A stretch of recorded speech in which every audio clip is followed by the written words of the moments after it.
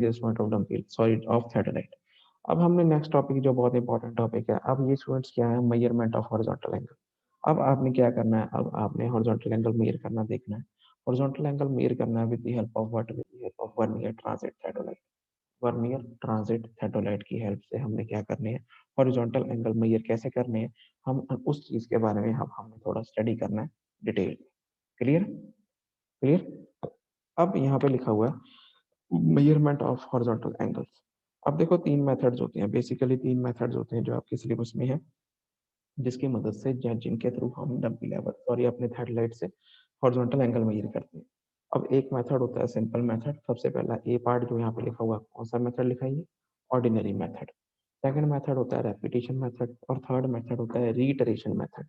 अब देखो कौन सा मेथड कहाँ अप्लाई करना है, ये डिपेंड करता है कि हमारा कैसा काम है, ये नेचर ऑफ द वर्क पे डिपेंड करता है। अगर आपको एक्यूरेसी नहीं चाहिए, इनएक्यूरेट ज़्यादा बहुत ज़्यादा प्रिसीजन नहीं करनी, तो हम ऑर्डिनरी मेथड, ये रफ काम के लिए यूज़ होता है ऑर्डिनरी मेथड, बहुत कम यूज़ होता है, तो वहाँ पर हम ऑर्डिनरी मेथड से अपना काम जो होता है हॉरिजॉन्टल एंगल जो होता है मेजर कर सकते हैं। सेकंड है रेपिटेशन मेथड। अभी जो रेपिटेशन मेथड है स्टूडेंट्स, ये सबसे एक्यूरेट मेथड है। रेपिटेशन मेथड जो है वेरी एक्यूरेट मेथड, जब हमने प्रिसाइज काम करना है, बहुत अच्छे से डिटेलिंग में काम करना है, और बिल्कुल एक्यूरेट काम करना है, एक्यूरेट वर्क करने के लिए, या अब इसमें टाइम कंज्यूमिंग भी होता है ये, पर इससे टाइम भी लगता है पर एक्यूरेट काम निकलता है, वेरी एक्यूरेट मेथड। तो ये जो सा मेथड है जो कि बहुत अच्छा एक्यूरेट मेथड है, वो होता है रेपिटेशन मेथड। क्लियर? और तीसरा मेथड जो सा है वो है रीइटरेशन मेथड। ये रीइटरेशन मेथड वहाँ अप्लाई होता है, ये topography nature of the work के ऊपर अप्लाई होता है। जब हम इसको डिटेल में पढ़ेंगे तब आपको पता लगेगा। रीइटरेशन मेथड उस जगह पे अप्लाई होता है जब हमने एक ही पॉइंट से बहुत सारे एंगल पढ़ने होते हैं। ये जब मैं आपको आगे डिटेल में पढ़ाऊंगा फिर आपको पता लगेगा कि रीइटरेशन मेथड क्या क्या एप्लीकेशन है। तो ये तीन तरह के मेथड होते हैं, ordinary method for ordinary works, very accurate and precise works जिसमें टाइम भी लगता है पर एक्यूरेट वर्क एक्यूरेसी ज्यादा आती है, तो ये बहुत इंपॉर्टेंट सेकंड मेथड, ये बहुत इंपॉर्टेंट मेथड है सेकंड मेथड, ये होता है रेपिटेशन मेथड। क्लियर है ये? और थर्ड रीटरेशन मेथड होता है। रीटरेशन मेथड वहाँ यूज होता है जहाँ पे हमने सिंगल पॉइंट से बहुत ज्यादा मल्टीपल एंगल रीड करने होते हैं, तो ये वहाँ पे अप्लाई किया जाता है रीटरेशन मेथड। इन तीनों में से ये तीनों मेथड बहुत इंपॉर्टेंट है। अगर हम पेपर की बात करें तो repetition method is very very important from examination point of. ठीक है, वैसे भी सबसे ज़्यादा एक्यूरेट मेथड यही है। अब आपके प्रैक्टिकल में भी मेरे हिसाब से शायद ये रेपिटेशन मेथड आपको कराया जाएगा। क्लियर है?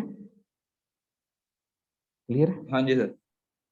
तो अब हम एक एक करके ये मेथड डिस्कस करेंगे। आज हम पहला मेथड लेंगे, ऑर्डिनरी मेथड, सिंपल मेथड। तो सबको स्क्रीन विजिबल है, ये स्क्रीन हाँ विजिबल है? जी सर। तो स्टूडेंट देखो, सबसे पहले तो मैं आपको एक बात कहना चाहता हूँ कि ये जो मेथड्स हैं ये प्रैक्टिकल मेथड्स हैं। ये जो मेथड्स हैं ये सारे प्रैक्टिकल मेथड्स हैं, बेसिकली प्रोसीजर्स ही हैं। प्रोसीजर मतलब आपने एंगल मेजर कैसे करना है। देखो जब आप प्रैक्टिकली करोगे, डंपी लेवल के ऊपर खुद काम करोगे, खुद रीडिंग पढ़ोगे, खुद उसकी सारी टेम्परेचर एडजस्टमेंट करोगे, खुद उस पर एंगल पढ़ोगे, उस पर स्क्रू बहुत होते हैं डंपी लेवल पे, तो वो सब ऑपरेट करोगे तभी आपको ये चीज़ें बेटर क्लियर रहेंगी। थ्योरी में तो देखो मैं आपको समझा दूंगा कि आपने ये स्क्रू चलाना है तो ऐसे चलाना है, पर बेटर अंडरस्टैंडिंग तभी होगी जब खुद हाथ से काम किया होता है इंस्ट्रूमेंट के ऊपर। तो मैं आपको समझाता हूँ थ्योरी के पॉइंट ऑफ व्यू से ऑर्डिनरी मेथड क्या होता है। सबसे पहले ऑर्डिनरी मेथड, तो आज हम फर्स्ट मेथड लेंगे।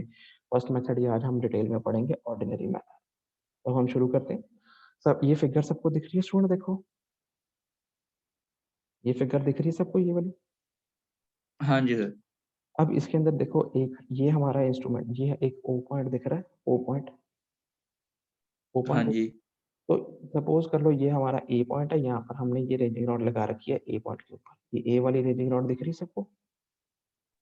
हाँ जी। और ये दूसरा पॉइंट है बी पॉइंट, उस बी पॉइंट के ऊपर बी स्टेशन कह लो, बी स्टेशन, स्टेशन बी के ऊपर हमने रेजिंग रॉड लगा रखी है, ये बी वाली। क्लियर? हमने क्या हाँ करना जी। है, हमने एंगल पढ़ना है, angle A O B. Clear है? ये हॉरिजॉन्टल एंगल पढ़ना है हमें, एंगल ए हाँ जी सर। O B. क्लियर है? हाँ जी। हम सबसे पहले क्या करेंगे, अब angle A O B, student mute करो सबसे पहले, हाँ। तो हम सबसे पहले क्या करेंगे, एंगल ए ओ बी पढ़ने के लिए सबसे पहले ओ स्टेशन पे जाएंगे। ओ स्टेशन पे खड़े होकर हम क्या करेंगे, थर्ड सेट करेंगे। थर्ड कैसे सेट करेंगे, ये हम ऑर्डिनरी मेथड कर रहे हैं, तो हम ओ स्टेशन पे जाके थर्ड सेट करेंगे। थर्ड सेट करने से मतलब क्या है, उसकी हम टेम्परेचर एडजस्टमेंट करेंगे। टेम्परेचर एडजस्टमेंट कैसे करेंगे, उसकी लेवलिंग कर लेंगे, उसकी सेंटरिंग कर लेंगे, उसकी फोकसिंग कर लेंगे। सेंटरिंग कर लेंगे तो सेंटर से सेंटर मिला लेंगे, प्लम बॉब सस्पेंड कर लेंगे ओ पॉइंट के ऊपर, तो ये सेंटर हो जाएगा। उसके बाद उसकी लेवलिंग करेंगे। लेवलिंग कैसे करेंगे? With the help of foot screws. अब फुट स्क्रूज याद रखना, कंफ्यूज नहीं करना। फुट स्क्रूज की मदद से हम लेवलिंग करते हैं। 3 फुट स्क्रू होते हैं। फुट स्क्रूज को लेवलिंग स्क्रूज भी कहा जाता है। फुट स्क्रूज की मदद से हम इसकी लेवलिंग कर लेंगे। अब लेवलिंग होगी, फिर उसके बाद हम इसकी फोकसिंग कर लेंगे। फोकसिंग तो जब तक क्यों करेंगे? ताकि हमें ए पॉइंट और बी पॉइंट दिख जाए। इससे हम सारी टेम्परेरी एडजस्टमेंट जो है ओ पॉइंट के ऊपर कर लेंगे। ये हमारा इंस्ट्रूमेंट स्टेशन बनेगा। क्लियर है? क्लियर? अब इसके बाद हमने क्या करना है? मेरी आवाज आ रही है सबको? मेरी आवाज आ रही है? हाँ जी सर, हाँ जी। हाँ जी। अब इसके बाद हमने क्या करना है? अब इसके बाद हमने क्या करना है? देखो, ये हमारा काम हो गया। अब कौन सा हमारा थ्रेडोलाइट है? थ्रेडोलाइट में जब बोलता हूँ मतलब वर्नियर ट्रांजिट थ्रेडोलाइट। अब हमारा जो थ्रेडोलाइट है, थ्रेडोलाइट के अंदर क्या होते हैं? स्टूडेंट क्लैंपिंग स्क्रूज होते हैं। थ्रेडोलाइट के अंदर क्या होते हैं? क्लैंपिंग स्क्रूज होते हैं। उसके अंदर एक अपर क्लैंपिंग स्क्रू होता है और एक लोअर क्लैंपिंग स्क्रू होता है। एक उसके अंदर अपर क्लैंपिंग स्क्रू होता है, एक होता है लोअर क्लैंपिंग स्क्रू। अब इसके अंदर हमें क्या करना है? एक बात आपने हमेशा याद रखनी है। एक तो एक सिंपल मेथड होता है, जब एक क्लैंपिंग स्क्रू लूज है, जब एक क्लैंपिंग स्क्रू लूज है, तब दूसरा क्लैंपिंग स्क्रू टाइट होता है। जब दूसरा क्लैंपिंग स्क्रू लूज है, तो पहला क्लैंपिंग स्क्रू टाइट होता है। मतलब ये एक रफ तरीका है कि एक समय पे एक ही स्क्रू काम करता है। एक टाइट है तो दूसरा ढीला है, दूसरा ढीला है तो सॉरी दूसरा टाइट है तो पहला ढीला है। सबसे पहले हमें क्या करना है? ए पॉइंट पे खड़े होके दोनों क्लैंपिंग स्क्रू लूज कर देंगे। दोनों क्लैंपिंग स्क्रू लूज कर देंगे। उसके बाद हमने क्या करना है? अब जो हॉरिजॉन्टल सर्कल है, हॉरिजॉन्टल प्लेट है, उसके अंदर वर्नियर ए भी होता है और वर्नियर बी भी होता है। उसके अंदर वर्नियर ए भी होता है और वर्नियर बी भी होता है। हमने क्या करना है? वर्नियर ए को 0 डिग्री पे सेट कर देना। वर्नियर ए को 0 डिग्री पे सेट कर देना। जब वर्नियर ए 0 डिग्री पे है और आपके इंस्ट्रूमेंट में कोई एरर नहीं है, तो वर्नियर बी जो सा एग्जैक्टली 180 डिग्री पे रहेगा। क्यों? क्योंकि वर्नियर ए और वर्नियर बी के बीच में एग्जैक्टली 180 डिग्री का डिफरेंस होता है। क्लियर है? क्लियर है? हाँ जी सर। तो अब आपने क्या करा? आपके दोनों क्लैंपिंग स्क्रू लूज हैं और आपने वर्नियर ए को 0 पे कर लिया, वर्नियर बी जो है वो 180 डिग्री। उसके बाद हम क्या करेंगे? जो हमारा अपर क्लैंपिंग स्क्रू है, अपर क्लैंपिंग स्क्रू है, फिर बार बार बोल रहा हूँ, अपर क्लैंपिंग स्क्रू को टाइट कर देंगे। अब जब अपर क्लैंपिंग स्क्रू टाइट हो जाता है, याद रखने वाली बात है, जब अपर क्लैंपिंग स्क्रू टाइट हो जाता है, तो अगर आप थ्रेडोलाइट को रोटेट करते हो, अगर आप थ्रेडोलाइट को रोटेट करते हो, तो उसकी रीडिंग चेंज नहीं होती। अगर अपर क्लैंपिंग स्क्रू को आपने टाइट कर दिया, तो अगर आप थ्रेडोलाइट को रोटेट करते हो, तो उसकी रीडिंग चेंज नहीं होती। तो आपने क्या किया? उसकी रीडिंग पहले फिक्स कर दी। वर्नियर ए 0 डिग्री पे कर दिया, वर्नियर बी 180 डिग्री पे कर दिया, और ये करने के बाद अपर क्लैंपिंग स्क्रू टाइट कर दिया। अब अगर आपका थ्रेडलाइट का टेलीस्कोप रोटेट होता है, तो उसकी रीडिंग चेंज नहीं होगी। अब आपने अपर क्लैंपिंग स्क्रू टाइट कर दिया। अब आपका अगर अपर क्लैंपिंग स्क्रू टाइट है, तो आपने लोअर क्लैंपिंग स्क्रू लूज रखना है। लोअर क्लैंपिंग स्क्रू लूज रखना है। वो लूज रखते हुए आपने ए पॉइंट पे जो रॉड लगी है उसको साइड करना है। ओ पे रहते हुए ए पॉइंट पे जो रॉड लगी है उसको साइड करना है, ए पे रहते हुए। जब आपको वो रॉड दिख गई, तो आपने क्या करना है? अपना इंस्ट्रूमेंट के दोनों स्क्रू जोन से है, लोअर क्लैंपिंग स्क्रू भी टाइट कर देना है।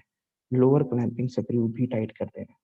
उसके बाद अब हम किस पोजीशन में है? हमें ए पॉइंट दिख रहा है, हमारा वर्नियर ए 0 पे है, वर्नियर बी 180 पे है, अपर क्लैंपिंग लोअर क्लैंपिंग दोनों टाइट है। स्क्रू की बात कर रहा हूँ। उसके बाद हमने क्या करना है? अब हमने एंगल पढ़ना है, एंगल ई ओ बी। तो हम क्या करेंगे? अब हम हमारी लाइन ऑफ साइट क्या है? ओ ए है। हमने क्या करना है? इसको हॉरिजॉन्टल प्लेन में रोटेट करना है। तब तक रोटेट करना है जब तक कि हमें बी वाली रॉड ना दिख जाए थ्रू टेलीस्कोप। थ्रू टेलीस्कोप अब हमें ये एंगल पढ़ना है। अब एंगल पढ़ने के लिए जब रीडिंग उस इंस्ट्रूमेंट पे आएगी थ्रेडलाइट पे, तभी एंगल पढ़ोगे। वो रीडिंग तब आएगी जब अपर क्लैंपिंग स्क्रू को लूज करोगे। जब अपर क्लैंपिंग स्क्रू को लूज करोगे, तो अब हम क्या करेंगे? जब हमारा पोजीशन ओ ए है, वर्नियर ए 0 है, वर्नियर बी 180 है, अपर क्लैंपिंग स्क्रू को लूज करेंगे। अपर क्लैंपिंग स्क्रू को लूज करेंगे। फिर हम इसको करेंगे रोटेट। इसको रोटेट करेंगे। कब तक रोटेट करेंगे? जब तक कि हमें बी वाला ना दिख जाए। बी वाला ना दिख जाए। फिर उस समय हम अपर क्लैंपिंग स्क्रू को कर देंगे टाइट